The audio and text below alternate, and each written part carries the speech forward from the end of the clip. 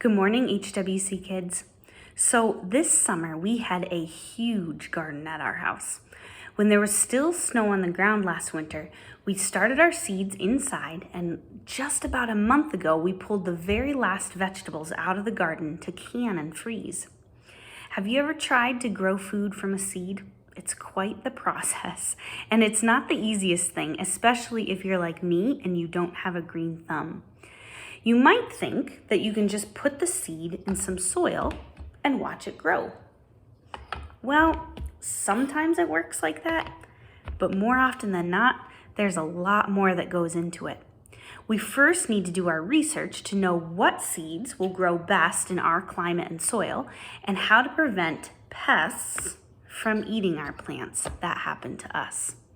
Then, after we plant our seeds, they require water and sunlight and a lot of weeding.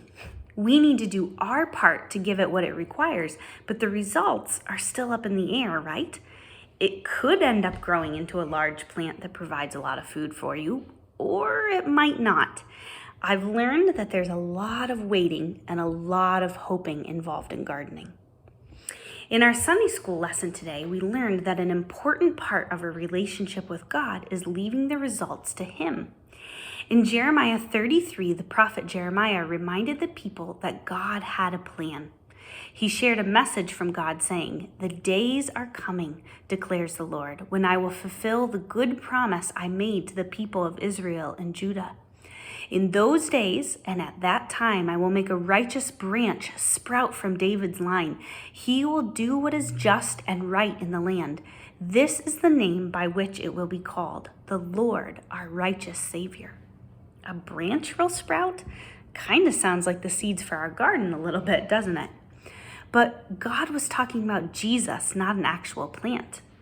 A seed of hope had been planted by God through His promise. And the people had been waiting and waiting, sometimes not so patiently, for the Savior to come and rescue them. They had to trust that the branch of David's line, that means Jesus, a descendant of King David, would come. God knew how things would end. He knew that Jesus would be born in a stable and would save His people. The people had to do their best to prepare themselves for Jesus. While they waited, they had to trust God, talk to God, listen to God, serve God and others, and leave the results up to Him.